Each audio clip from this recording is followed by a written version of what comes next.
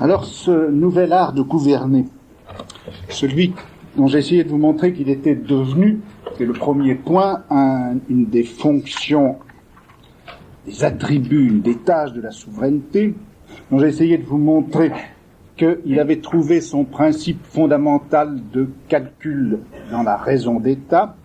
Bien, je crois que ce nouvel art de gouverner, et c'est ce que j'ai essayé de vous montrer la dernière fois, tient l'essentiel de sa nouveauté à autre chose que cela. C'est-à-dire que cet art de gouverner, qui avait été évidemment esquissé depuis fort longtemps, il ne s'agit plus, désormais pour lui, à partir de la fin XVIe siècle, début du XVIIe siècle. Il ne s'agit plus pour lui, selon la formule ancienne, de se conformer, de s'approcher, de rester conforme à l'essence d'un gouvernement parfait. Désormais, l'art de gouverner, ça va consister, non pas donc à restituer une essence ou à y rester fidèle, ça va consister à manipuler, à maintenir, à distribuer, à rétablir des rapports de force. Et des rapports de force dans un espace de concurrence qui implique des croissances compétitives. Autrement dit, l'art de gouverner se déploie dans un champ relationnel de force. Et c'est ça, je crois, qui est le grand seuil de modernité de cet art de gouverner.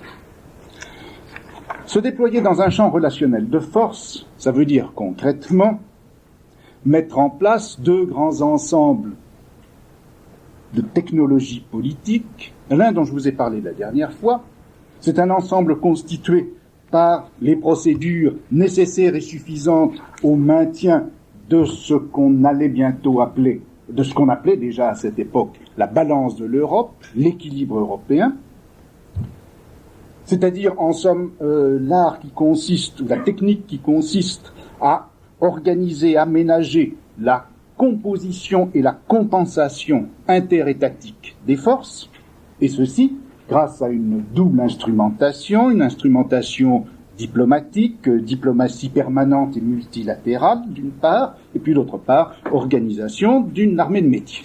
Bon, voilà le premier grand ensemble technologique caractéristique du nouvel art de gouverner dans un champ concurrentiel de force. Le second grand ensemble technologique, celui dont je voudrais vous parler aujourd'hui, eh bien, c'est quelque chose que l'on appelait à cette époque-là police, et dont il doit être bien entendu que ça n'a que très peu de choses à voir, un ou deux éléments en commun, pas plus, avec ce qu'on devait appeler, à partir de la fin du XVIIIe siècle, la police. Autrement dit, du XVIIe à la fin du XVIIIe siècle, le mot police a un sens tout à fait différent de celui que nous entendons maintenant. À propos de cette police, je voudrais faire trois ensembles de remarques. Premièrement, bien sûr, sur le sens du mot.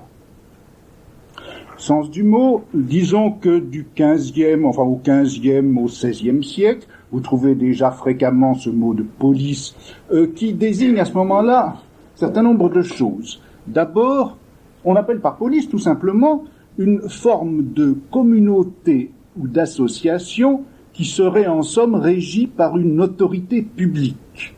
Sorte de société humaine dès lors que quelque chose comme un pouvoir politique, comme une autorité publique s'exerce sur elle. Vous trouvez très fréquemment des séries d'expressions, des énumérations comme celle-ci, les États, les principautés, les villes, les polices. Ou encore, vous trouvez souvent associés les deux mots, les républiques et les polices. On ne dira pas qu'une famille est une police, on ne dira pas qu'un couvent est une police parce qu'il y manque précisément le caractère de l'autorité publique qui s'exercerait sur elle, mais c'est tout de même une sorte de société relativement mal définie, c'est une chose publique. Cet usage du mot police en ce sens va durer pratiquement jusqu'au début du XVIIe siècle. Deuxièmement, on appelle également police, toujours au XVe et au XVIe siècle, eh bien, l'ensemble des actes qui vont précisément régir ces communautés sous autorité publique. C'est ainsi que vous trouvez l'expression presque traditionnelle de police et régiment. Régiment employé au sens de manière de régir, manière de gouverner, et qui est associé à police. Enfin, vous avez le troisième sens du mot police, qui est tout simplement le résultat positif et valorisé d'un bon gouvernement. Bon, voilà, en gros, si vous voulez, les trois significations un petit peu traditionnelles que l'on rencontre jusqu'au XVIe siècle. Or, à partir du XVIIe, il me semble que le mot de police va commencer par prendre une signification qui est assez profondément différente. Je crois qu'on peut, en somme, la résumer de la manière suivante. À partir du XVIIe siècle, on va commencer à appeler police l'ensemble des moyens par lesquels on peut faire croître les forces de l'État tout en maintenant le bon ordre de cet État. Autrement dit, la police, ça va être le calcul et la technique qui vont permettre d'établir une relation mobile, mais malgré tout stable et contrôlable, entre l'ordre intérieur de l'État et la croissance de ses forces. Il y a un mot d'ailleurs qui recouvre à peu près cet objet, ce domaine, qui désigne bien cette relation entre la croissance des forces de l'État et son bon ordre. Ce mot assez étrange, on le rencontre plusieurs fois pour caractériser l'objet même de la police. Ce mot, vous le trouvez au début du XVIIe siècle dans un texte sur lequel j'aurai l'occasion plusieurs fois de revenir, un texte de Turquet de Mayerne qui porte le nom très curieux de la monarchie aristodémocratique, texte de 1611. Vous le retrouverez 150 ans plus tard dans un texte allemand de Hohenthal en 1776. Et ce mot, c'est tout simplement le mot de splendeur. La police, c'est ce qui doit assurer la splendeur de l'État. Turquet de Mayerne en 1611 dit « Tout ce qui peut donner ornement, forme et splendeur à la police. » À la cité, pardon. C'est cela dont doit s'occuper la police. Et Hohenthal, en 1776, dit, reprenant d'ailleurs justement la définition traditionnelle, « J'accepte la définition de ceux qui appellent police l'ensemble des moyens qui servent à la splendeur de l'État tout entier et au bonheur de tous les citoyens. » Bon, splendeur, qu'est-ce que c'est ? Eh bien, c'est à la fois la beauté visible de l'ordre et l'éclat d'une force qui se manifeste et qui rayonne. La police, c'est donc bien en effet l'art de la splendeur de l'État en tant qu'ordre visible et force éclatante. D'une façon plus, si vous voulez, plus analytique, c'est bien ce type-là de définition de la police que vous trouvez chez celui qui a été finalement le plus grand des théoriciens de la police, un Allemand qui s'appelle von Giusti, et qui écrivait dans les éléments généraux de police au milieu du XVIIIe siècle, qui donnait cette définition de la police. C'est l'ensemble des lois et des règlements qui concernent l'intérieur d'un État et qui s'attachent à affermir et à augmenter la puissance de cet État qui s'attache à faire un bon emploi de ses forces. Le bon emploi des forces de l'État, c'est cela l'objet de la police. Bon. Deuxième remarque que je veux faire, c'est que, vous voyez, entre cette définition de la police, qui est traditionnelle, canonique au XVIIe, XVIIIe siècle, et les problèmes de l'équilibre de la balance de l'Europe, vous voyez combien les rapports sont étroits. Rapport morphologique d'abord, puisqu'au fond, l'équilibre européen, cette technique diplomatico-militaire de la balance, consistait à quoi ?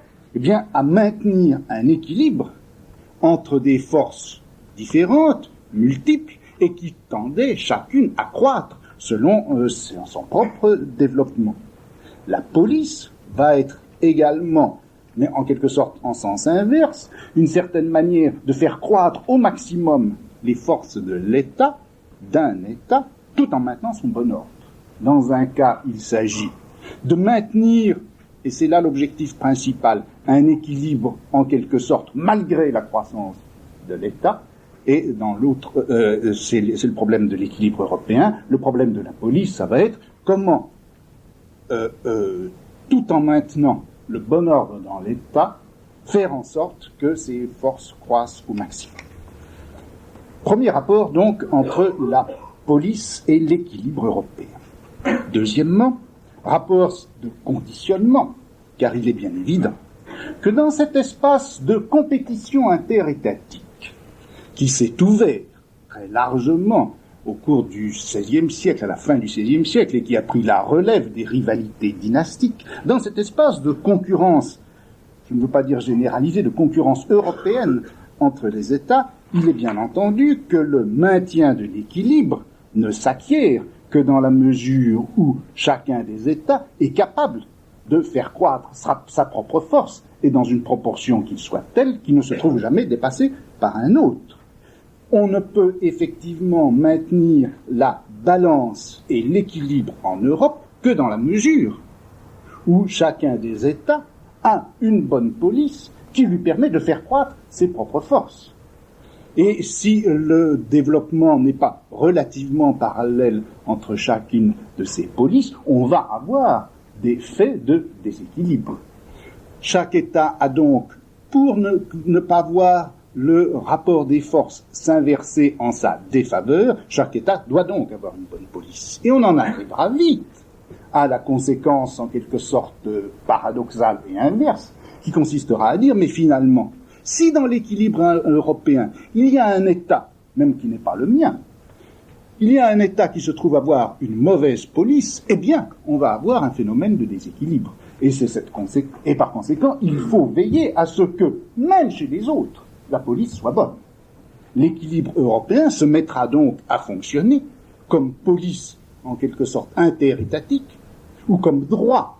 L'équilibre européen donnera le droit à chaque État, et à l'ensemble des États, plutôt, de veiller à ce que la police soit bonne dans chacun de ces États. C'est la conséquence qui en sera tirée, eh bien, tout simplement, d'une façon systématique, explicite, formulée, en 1815, avec le traité de Vienne et la politique de la Sainte-Alliance. Enfin, troisièmement, entre équilibre européen et police, eh bien, il y a un rapport d'instrumentation, si vous voulez, en ce sens qu'il y a au moins un instrument commun. Cet instrument commun à l'équilibre européen et à l'organisation de la police, cet instrument commun, qu'est-ce que c'est ? Eh bien, c'est la statistique. C'est-à-dire que pour que l'équilibre soit maintenu effectivement en Europe, il faut que chaque État puisse, d'une part, connaître ses propres forces, deuxièmement, connaître, apprécier les forces des autres, et par conséquent établir une comparaison qui permettra justement de suivre et de maintenir l'équilibre. On a donc besoin d'un principe de déchiffrement des forces constitutives d'un État, on a besoin de connaître pour chaque État, pour le sien et pour les autres, quelle est la population, quelle est l'armée, quelles sont les ressources naturelles, quelle est la production, quel est le commerce, quelle est les circulations monétaires, etc.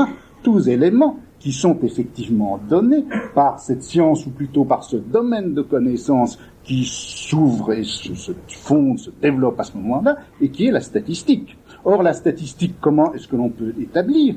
On peut l'établir justement par la police, car la police, en tant qu'art de développer les forces, suppose elle-même que chaque État repère exactement quelles sont ses possibilités, ses virtualités, etc. La statistique est rendue nécessaire par la police, mais elle est rendue également possible par la police, car c'est justement l'ensemble des procédés mis en place pour faire croître les forces, pour les combiner, pour les développer. C'est tout cet ensemble, en somme administratif, qui va permettre de repérer dans chaque État en quoi consistent les forces, où sont les possibilités de développement, etc. Police et statistique se conditionnent l'une l'autre, et la statistique est, entre la police et l'équilibre européen, un instrument, si vous voulez, commun. La statistique, c'est le savoir de l'État sur l'État. entendu comme savoir de soi de l'État, mais savoir également des autres États. Et c'est dans cette mesure-là que la statistique va se trouver à la charnière des deux ensembles technologiques. Il y aurait un quatrième élément de relation essentielle, fondamentale, entre police et équilibre, mais j'essaierai de vous en reparler la prochaine fois, c'est le problème du commerce. Bon, laissons-le pour l'instant. Troisième ensemble de remarques que je voulais faire, c'est celui-ci. C'est que ce projet de police, l'idée en tout cas, qu'il doit y avoir dans chaque État un art concerté de faire croître les forces constitutives de cet État, ce projet n'a pas pris évidemment la même forme, la même charpente théorique, qui ne s'est pas donné les mêmes instruments dans les différents États. Alors, si vous voulez que les éléments dont je vous avais parlé jusqu'alors, par exemple la théorie de la raison d'État ou le dispositif de l'équilibre européen, ont en somme été des notions ou des dispositifs qui étaient partagés, avec bien sûr des modulations, étaient partagés par la plupart des pays européens. Dans le cas de la police, les choses se sont passées, je crois, d'une façon assez différente, et on ne trouve pas du tout ni les mêmes formes de réflexion, ni les mêmes institutionnalisations de la police dans les différents pays européens. Bon, ça serait étudié, bien entendu, en détail. À titre d'indication et d'hypothèse, en pointillé, je peux dire ceci. Pour l'Italie. Pour l'Italie, qu'est-ce qui s'est passé? Eh bien, très curieusement, autant la théorie de la raison d'État s'y est trouvée développée, autant le problème de l'équilibre a été un problème important et souvent commenté. En revanche, la police fait défaut. La police fait défaut comme institution et également comme force d'analyse, comme forme d'analyse et de réflexion. On pourrait dire ceci, c'est que peut-être le morcellement territorial de l'Italie, la relative stagnation économique qu'elle a connue à partir du XVIIe siècle, la domination politique et économique de l'étranger, la présence aussi de l'Église comme institution universaliste et en même temps localisée, dominante dans la péninsule et ancrée territorialement à un endroit précis de l'Italie. Enfin, tout ça a peut-être fait que la problématique de la croissance des forces n'a jamais pu s'établir réellement, ou plutôt qu'elle a perpétuellement été traversée et barrée par un autre problème dominant pour l'Italie, qui était justement l'équilibre de ces forces plurielles, non encore unifiées et non peut-être unifiables. Au fond, depuis le grand morcellement d'Italie, la question a toujours été d'abord celle de la composition et compensation des forces, c'est-à-dire prima à la diplomatie. Et le problème de la croissance des forces, de ce développement concerté, réfléchi, analytique des forces de l'État n'a pu venir qu'après. C'était vrai sans doute avant l'unité italienne, et c'est sans doute vrai aussi depuis que l'unité italienne a été réalisée et que quelque chose comme un État italien s'est constitué, un État qui n'a véritablement jamais été un État de police, au sens XVIIe, XVIIIe siècle bien sûr, qui a toujours été un État de diplomatie. C'est-à-dire un ensemble de forces plurielles entre lesquelles un équilibre doit être établi, entre les partis, syndicats, les clientèles, l'Église, le Nord, le Sud, la mafia, etc. Tout ceci qui fait que l'Italie est un État de diplomatie sans être un État de police, et c'est ce qui fait peut-être que justement quelque chose comme une guerre ou une guérilla ou une quasi-guerre est en permanence la forme d'existence de l'État italien. Dans le cas de l'Allemagne, la division territoriale a produit paradoxalement un effet tout à fait différent. Au contraire, ça a été une surproblématisation de la police, un développement théorique et pratique intense de ce que doit être la police comme mécanisme d'accroissement des forces de l'État. Il faudrait essayer de repérer les raisons pour lesquelles un morcellement territorial qui en Italie a produit cet effet, produit en Allemagne un effet exactement inverse. Bon, passons sur les raisons. Ce que je voudrais simplement vous indiquer, c'est ceci, c'est que on peut penser que ces États allemands, qui avaient été constitués, réaménagés, parfois même fabriqués, au moment du traité de Westphalie, au milieu du XVIIe siècle, ces États allemands ont constitué de véritables petits laboratoires, micro-étatiques, si vous voulez, qui ont pu servir de modèle et comme de lieu d'expérimentation entre des structures féodales qui avaient été recombinées par le traité de Westphalie, et avec au-dessus de l'Allemagne flottant par-dessus son territoire l'idée impériale, mais qui avait été affaiblie, sinon annulée par ce même traité de Westphalie, eh bien, on a vu se constituer ces États nouveaux, sinon modernes, intermédiaires entre des structures féodales et des grands États, et qui ont constitué des espaces privilégiés pour l'expérimentation étatique. Et ce côté laboratoire s'est trouvé sans doute renforcé par le fait suivant, c'est que l'Allemagne, sortant justement d'une structure féodale, n'avait absolument pas ce qu'avait la France, un personnel administratif déjà constitué. C'est-à-dire que pour faire cette expérimentation, il a bien fallu se donner un personnel nouveau. Ce personnel nouveau, où allait-on le trouver? Eh bien, on l'a trouvé dans une institution qui existait à travers toute l'Europe, mais qui, dans cette Allemagne ainsi morcelée et surtout partagée entre catholiques et protestants, a pris une importance beaucoup plus grande que partout ailleurs, c'est-à-dire l'université. Alors que les universités en France ne cessaient de perdre de leur poids et de leur influence pour un certain nombre de raisons qui étaient aussi bien le développement administratif que le caractère dominant de l'Église catholique, en Allemagne, ça a été les universités. Et les universités sont devenues des lieux à la fois de formation de ces administrateurs qui devaient assurer le développement des forces de l'État, et c'est devenu également le lieu de réflexion sur les techniques à employer pour faire croître les forces de l'État. De là le fait que dans les universités allemandes, vous voyez se développer quelque chose qui n'a pratiquement pas eu d'équivalent en Europe et qui est la Polizeiwissenschaft, la science de la police. Cette science de la police qui, depuis la fin du XVIIe siècle depuis la fin du XVIIe jusqu'à la fin du XVIIIe, va être absolument une spécialité allemande qui diffusera à travers l'Europe et qui aura une influence capitale. Théorie de la police, livre sur la police, manuel pour les administrateurs, tout ça donne une énorme bibliographie sur de la Polizeiwissenschaft au XVIIIe siècle.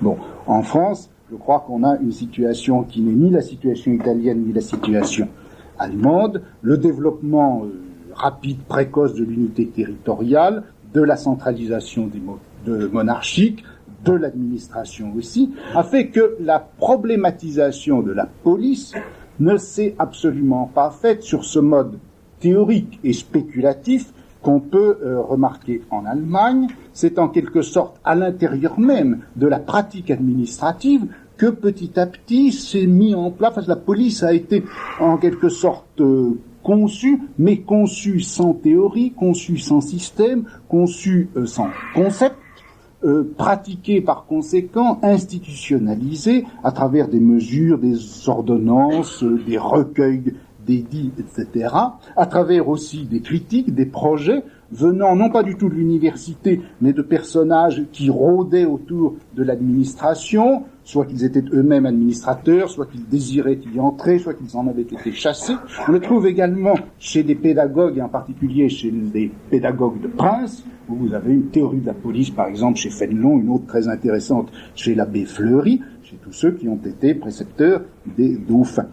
Bon, de sorte que vous ne trouverez pas en France de grands édifices semblables à la Polizeiwissenschaft que vous trouvez chez les Allemands, et vous ne trouvez presque pas, même pas, cette notion qui a été si importante en Allemagne de Polizeistaat, d'état de police.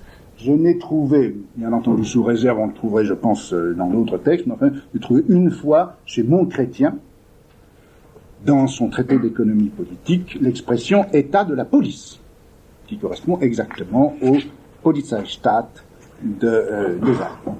Bon. Voilà, si vous voulez, pour la situation générale de ce problème de la police. Alors, maintenant, question, de quoi réellement s'occupe la police? Il est vrai que son objectif général, c'est donc la croissance des forces de l'État dans des conditions telles que l'ordre même de cet État en soit non seulement pas compromis, mais renforcé. De quoi réellement s'occupe-t-elle? Alors, je vais prendre justement un texte dont je vous ai parlé déjà, texte très précoce, puisqu'il date du tout début du XVIIe siècle, et qui est une sorte d'utopie, justement, de ce que les Allemands auraient immédiatement appelé un Polizeistaat, un état de police, et pour lesquels les Français n'avaient pas ce mot. Cette utopie d'un état de police de 1611 a été écrit, rédigé par quelqu'un qui s'appelle Turquet de Mayerne, et dans ce texte, donc, dont le titre est « La monarchie aristo-démocratique ».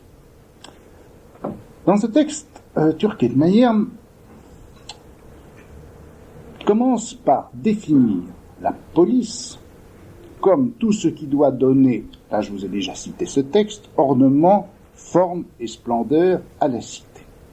C'est l'ordre de tout ce qu'on pourrait voir dans la cité. Par conséquent, la police, c'est bien pris à ce niveau-là exactement l'art de gouverner tout entier. L'art de gouverner et exercer la police, pour Turquet de Mayerne, c'est la même chose. Bon. Mais si l'on veut maintenant savoir comment effectivement exercer la police, eh bien, Turquet de Mayerne dit voilà, il faudrait que dans tout bon gouvernement, il y ait 4 grands offices et 4 grands officiers. Le chancelier pour s'occuper de la justice, le connétable pour s'occuper de l'armée et le superintendant pour s'occuper des finances. Tout ceci étant déjà des institutions existantes, plus un 4e qui serait, dit-il, 4e grand officier, le conservateur et le général réformateur de la police.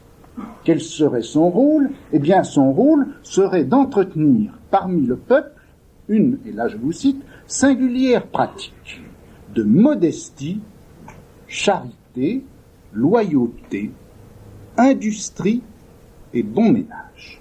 Je reviendrai là-dessus tout à l'heure.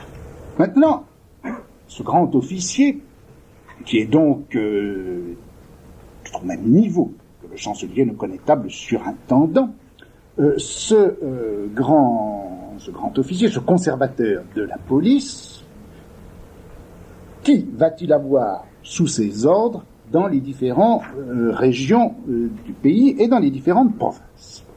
Eh bien, de lui, de ce conservateur général de la police, relèveront dans chaque province 4 bureaux, qui sont donc les dérivés directs, les subordonnés directs du conservateur de la police. Ces bureaux, donc, sont au nombre de 4, et le premier a le nom de bureau de police proprement dit. Et ce bureau de police proprement dit a en charge quoi? Premièrement, l'instruction des enfants et des jeunes gens. C'est ce bureau de police qui devra veiller à ce que les enfants apprennent les lettres. Et par lettres, dit Turquet de Mayerne, il s'agit de tout ce qui est nécessaire pour pourvoir à toutes les fonctions du royaume. Ce qui est donc nécessaire pour exercer une fonction dans le royaume.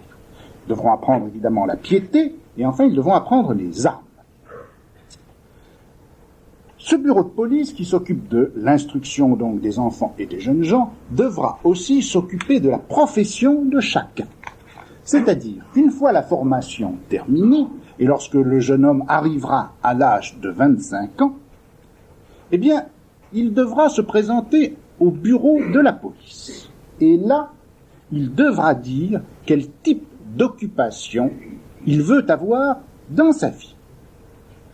Qu'il soit riche ou non, qu'il veuille s'enrichir ou qu'il veuille simplement se délecter. De toute façon, ce qu'il veut faire, il doit le dire.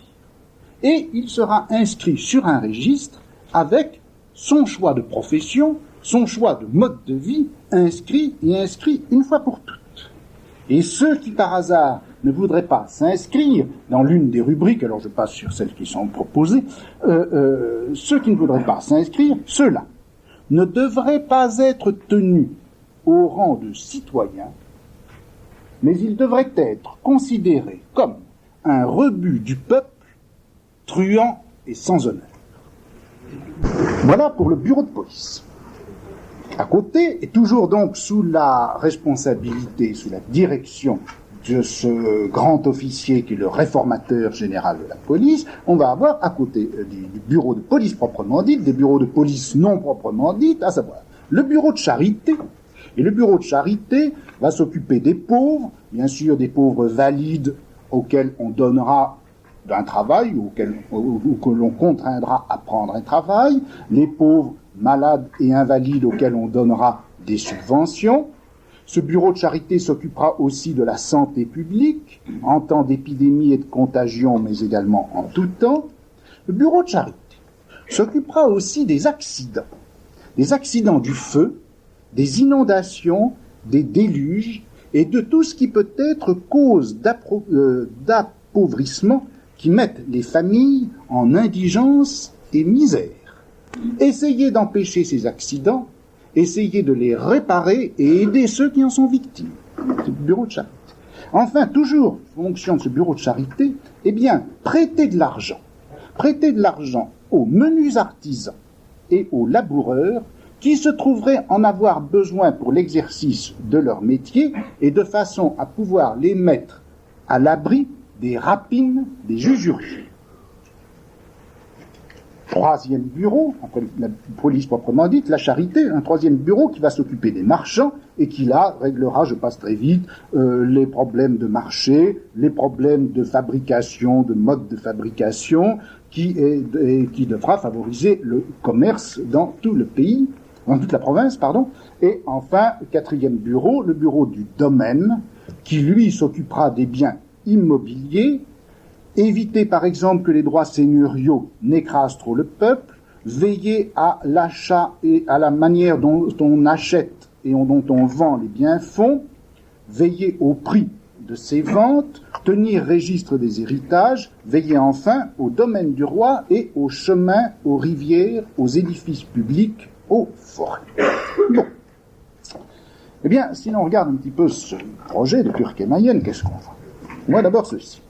C'est donc que la police, qui à un certain niveau s'identifie au gouvernement tout entier, apparaît comme, c'est là son second niveau, sa première précision par rapport à cette fonction générale, va apparaître comme une fonction d'État en face des trois autres, celle de la justice, de l'armée et de la finance, qui, elles, étaient des institutions traditionnelles. Institutions traditionnelles en face desquelles il faut en ajouter une quatrième, qui va être la modernité administrative par excellence, à savoir la police. Deuxièmement, ce qu'il faut remarquer, c'est que quand Turquet-Mayerne définit le rôle du réformateur général de la police, qu'est-ce qu'il dit?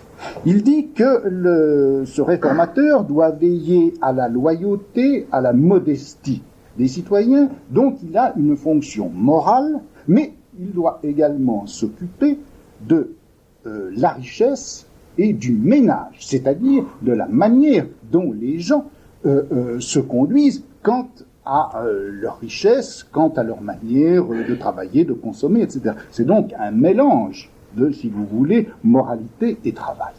Mais ce qui me paraît surtout essentiel et caractéristique, c'est que ce qui constitue le cœur même de la police, ces bureaux de police proprement dit, je vous ai parlé.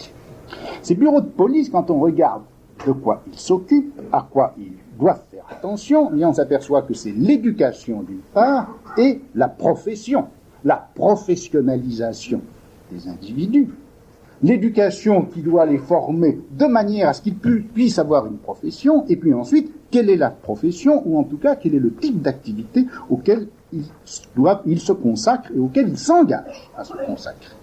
Donc, on a là tout un ensemble de contrôles, de décisions, de contraintes qui portent sur les hommes eux-mêmes, non pas en tant qu'ils ont un statut, non pas en tant qu'ils sont quelque chose dans l'ordre, la hiérarchie et la structure sociale, mais en tant qu'ils font quelque chose, en tant qu'ils sont capables de le faire et en tant qu'ils s'engagent à le faire tout au long de leur vie.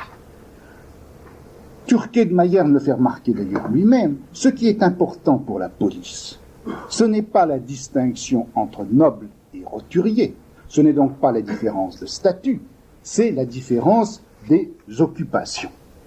Et je voudrais vous citer ce texte remarquable qui se trouve au début, dans les premières pages du livre de Turquet de Mayenne. Il dit, à propos des magistrats de police, « J'ai proposé aux magistrats qui en seront recteurs, il s'agit donc de la police, j'ai proposé l'homme pour vrai sujet, auquel la vertu et le vice s'impriment, afin que, comme par degrés, il soit conduit dès son enfant jusqu'à sa perfection, et afin que, l'ayant amené à une certaine perfection, il soit retenu, lui et ses actions, au terme de la vraie politique, de la vraie vertu politique et sociale, à quelque chose qu'il s'adonne. Avoir l'homme pour vrai sujet. Et l'homme pour vrai sujet a quelque chose qu'il s'adonne et entend précisément qu'il a une activité et que cette activité doit caractériser sa perfection et permettre par conséquent la perfection de l'État. C'est ça, je crois, qui est un des éléments fondamentaux et les plus caractéristiques de ce qu'on entend désormais par la police. C'est cela qui est visé par la police, l'activité de l'homme, mais l'activité de l'homme en tant qu'il a un rapport à l'État. Disons que dans la conception traditionnelle, ce qui intéressait le souverain, ce qui intéressait le prince ou la République, c'était ce que les hommes étaient par leur statut ou étaient encore par leur vertu, par leur qualité intrinsèque. Il était important que les hommes soient vertueux, il était important qu'ils soient obéissants, il était important qu'ils ne soient pas paresseux, mais qu'ils soient travailleurs. La bonne qualité de l'État dépendait de la bonne qualité des éléments de l'État. C'était un rapport d'être, c'était un rapport de qualité d'être, c'était un rapport de vertu. Dans cette nouvelle conception, ce qui va intéresser l'État, ce n'est pas ce que sont les hommes, ce ne sont même pas leurs litiges comme dans un État de justice, ce qui intéresse l'État, ce n'est même pas leur argent, ce qui est la caractéristique d'un État, disons, de fiscalité. Ce qui caractérise un État de police, c'est que ce qui l'intéresse et ce que font les hommes, c'est leur activité, c'est leur occupation. L'objectif de la police, c'est donc le contrôle et la prise en charge de l'activité des hommes en tant que cette activité peut constituer un élément différentiel dans le développement des forces de l'État.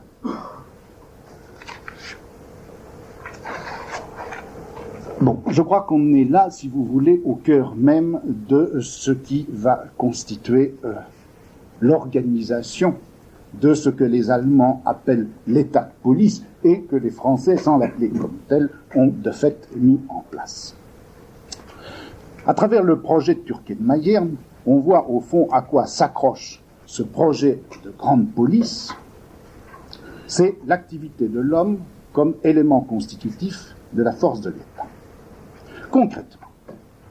Concrètement, la police devra donc être quoi ? Eh bien, elle devra se donner comme instrument tout ce qui est nécessaire et suffisant pour que cette activité de l'homme s'intègre effectivement à l'État, à ses forces, au développement des forces de l'État, et elle devra faire en sorte que l'État puisse en retour stimuler, déterminer, orienter cette activité d'une manière qui soit effectivement utile à l'État.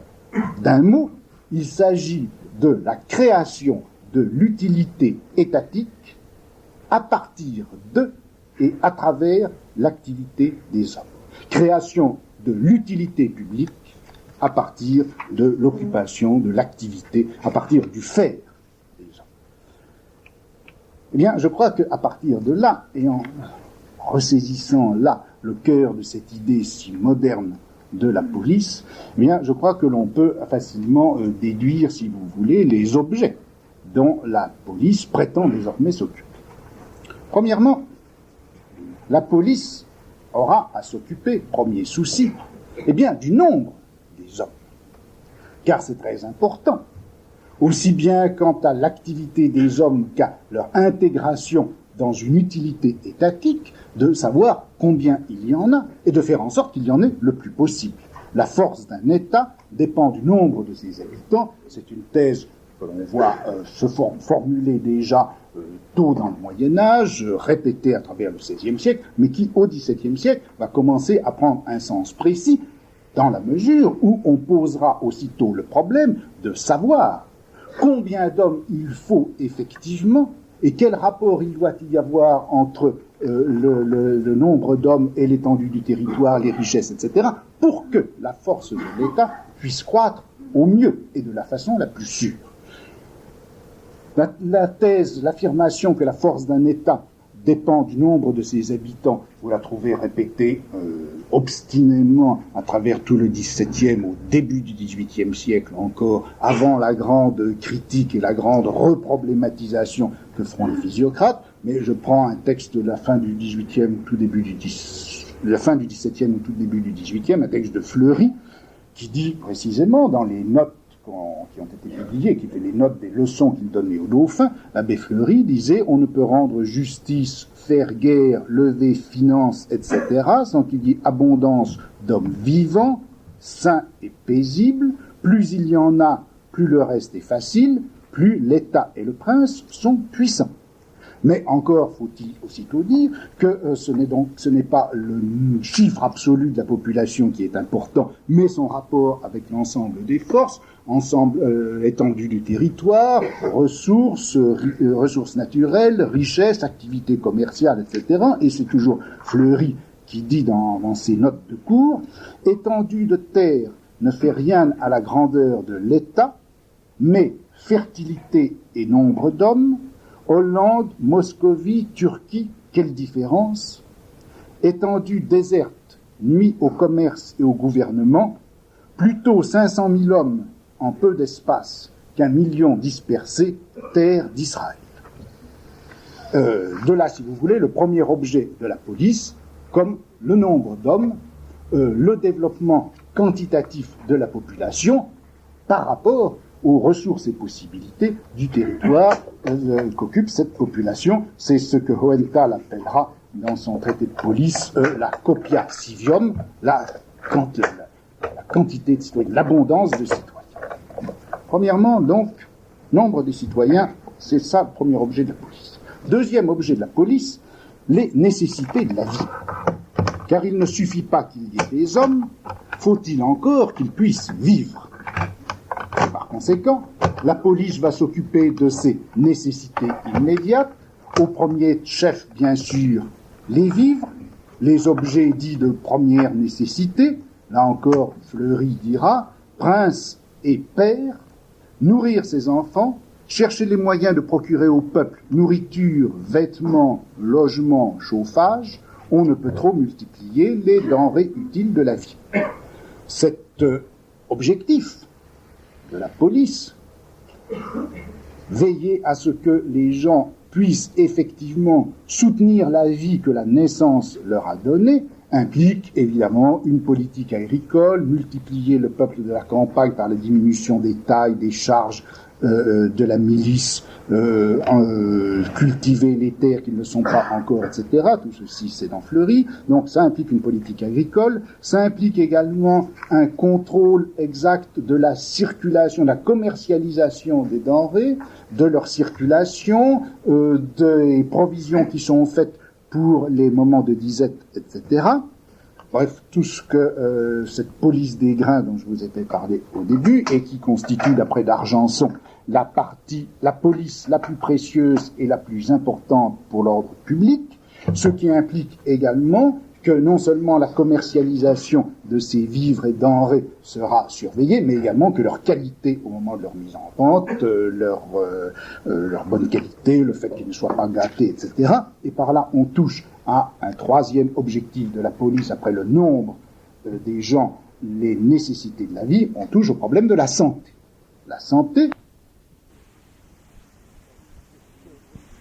pour que les hommes nombreux et qui subsistent grâce aux vivres et aux éléments de première nécessité qu'on leur fournit, ces individus puissent de plus travailler, s'activer, s'occuper, etc.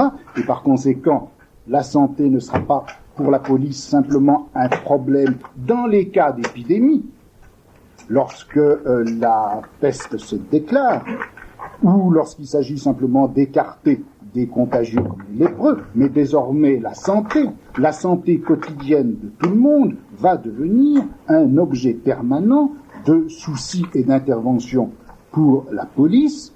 Il va donc falloir veiller à tout ce qui peut entretenir les maladies en général. Ça va donc être, dans les villes surtout, l'air, l'aération, la ventilation, tout ceci étant lié bien entendu à la théorie des miasmes, et on va avoir toute une politique d'un nouvel équipement, d'un nouvel espace urbain qui sera ordonné, subordonné à des principes, à des soucis de santé, largeur des rues, dispersion des éléments qui peuvent produire des miasmes et empoisonner l'atmosphère, les boucheries, les abattoirs, les cimetières, etc.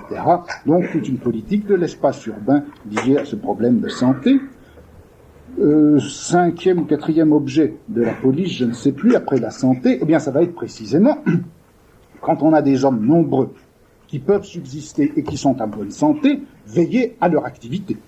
À leur activité, entendu d'abord le fait qu'ils ne soient pas oisifs, mettre au travail tous ceux qui peuvent travailler, c'est la politique à l'égard des pauvres valides, ne subvenir qu'aux besoins des pauvres invalides, et ça sera aussi, beaucoup plus important, veiller aux différents types d'activités dont les hommes sont susceptibles. Veiller à ce que, effectivement, les différents métiers dont on a besoin et dont l'État a besoin soient effectivement pratiqués. Veiller à ce que les produits soient fabriqués selon un modèle qui soit tel que le pays puisse en bénéficier, etc. D'où toute cette réglementation des métiers qui est un autre des objets de la police. Enfin, dernier objet de la police, la circulation. La circulation de ces marchandises, de ces produits qui sont issus de l'activité des hommes, et cette circulation, il faut l'entendre d'abord au sens des instruments matériels qu'il faut bien lui donner. Donc la police s'occupera des routes, de leur état, de leur développement, de la navigabilité des fleuves, des canaux, etc. Dans son traité de droit public, Doma consacre un chapitre qui s'appelle « De la police », et dont le titre est complet est celui-ci, « De la police pour l'usage des mers, des fleuves, des rivières, des ponts, des rues, des places publiques, des grands chemins et autres lieux publics ». L'espace de la circulation est donc un objet privilégié pour la police. Mais par circulation, il faut entendre non seulement ce réseau matériel qui permet la circulation des marchandises, éventuellement des hommes, mais la circulation elle-même, c'est-à-dire l'ensemble des règlements, contraintes, limites ou au contraire facilitation et encouragement qui vont permettre de faire circuler les hommes et les choses dans le royaume, éventuellement hors des frontières. Alors d'où ces règlements typiquement de police, dont les uns vont réprimer le vagabondage, les autres vont faciliter la circulation des marchandises dans telle ou telle direction, d'autres qui vont empêcher que les ouvriers qualifiés ne puissent se déplacer par rapport à leur lieu de travail, ou surtout ne puissent quitter le royaume, etc. C'est tout ce champ de la circulation qui va devenir après la santé, après les vivres et les objets de première nécessité, après la population elle-même, eh bien, l'objet de la police. D'une façon générale, au fond, ce que la police va avoir à régir et qui va constituer son objet fondamental, eh bien, ça va être toutes les formes, disons, de coexistence des hommes les uns à l'égard des autres. C'est le fait qu'ils vivent ensemble, qu'ils se reproduisent, qu'ils ont besoin, chacun pour sa part, d'une certaine quantité de nourriture, d'air, etc., pour respirer, vivre, subsister, etc. C'est le fait qu'ils travaillent les uns à côté des autres, à des métiers différents ou semblables, etc.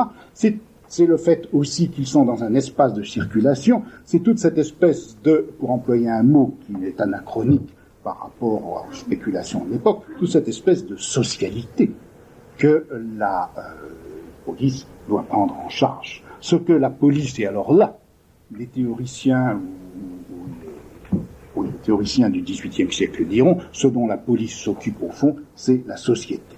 Mais déjà Turquet de Mayerne avait dit que la vocation des hommes, c'était de s'associer les uns avec les autres. Il n'emploie pas le mot vocation. C'était de s'associer les uns avec les autres, de s'entrechercher les uns avec les autres. Et c'est cette communication, l'acheminement et l'entretènement de cette communication qui est proprement l'objet de la police. La communication des hommes les uns avec les autres, la coexistence et la communication des hommes les uns avec les autres, c'est finalement ça, le domaine que doit couvrir cette Polizeiwissenschaft et cette institution de la police dont parlent les gens du XVIIe et du XVIIIe siècle. Ce qu'embrasse ainsi la police, c'est au fond un immense domaine dont on pourrait dire qu'il va du vivre au plus que vivre. Je veux dire par là, la police doit s'assurer que les hommes vivent et vivent en grand nombre. La police doit s'assurer qu'ils ont de quoi vivre et par conséquent qu'ils ont de quoi ne pas trop mourir ou en trop grand nombre. Mais elle doit s'assurer en même temps que tout ce qui, dans leur activité, peut aller au-delà de cette pure et simple subsistance, eh bien que tout cela va bien en effet être produit, distribué, réparti, mis en circulation d'une manière telle que l'État puisse en tirer effectivement sa force.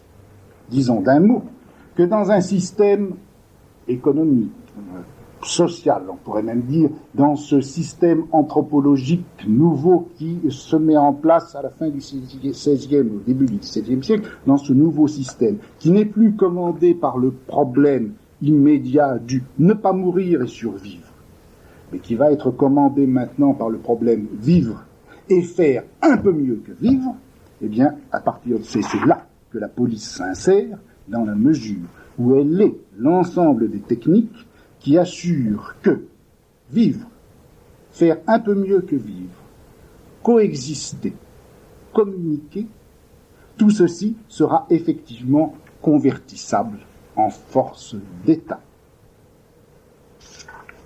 La police, c'est l'ensemble des interventions et des moyens qui assurent que vivre, mieux que vivre, coexister, sera effectivement utile à la constitution, à la majoration des forces de l'État.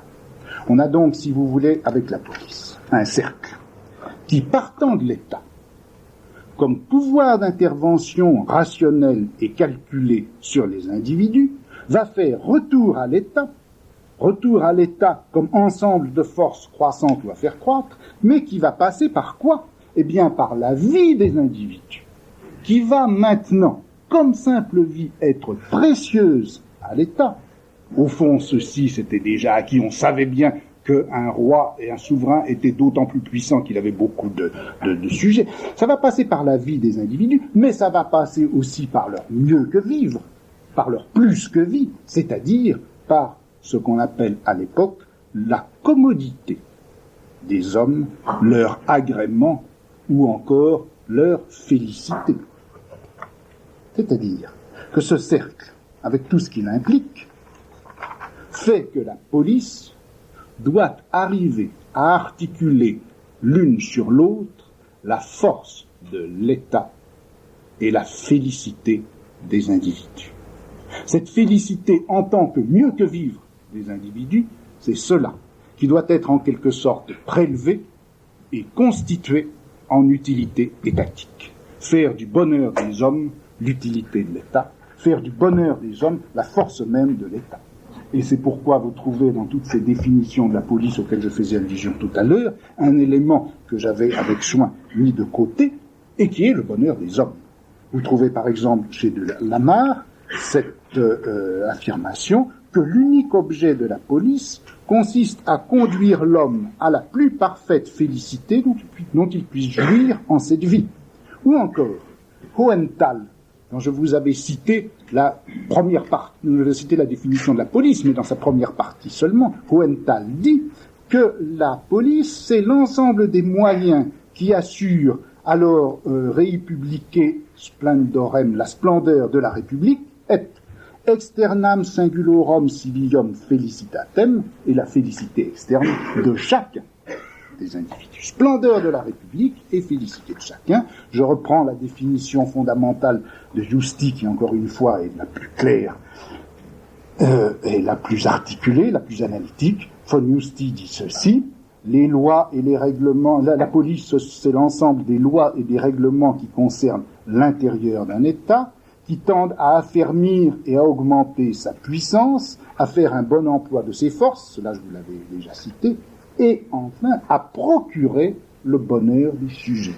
Affermir et augmenter la puissance de l'État, faire un bon emploi des forces de l'État, procurer le bonheur des sujets, c'est cette articulation-là qui est spécifique de la police.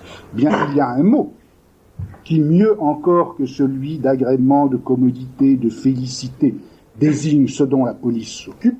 Ce mot, on le trouve rarement avant la fin du XVIIIe siècle.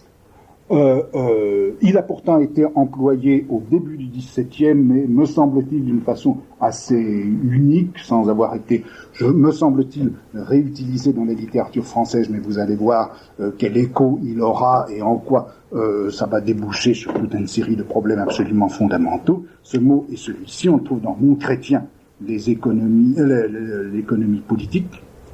Bien, Montchrétien dit ceci: au fond, la nature ne peut nous donner que l'être, mais le bien-être, nous le tenons de la discipline et des arts.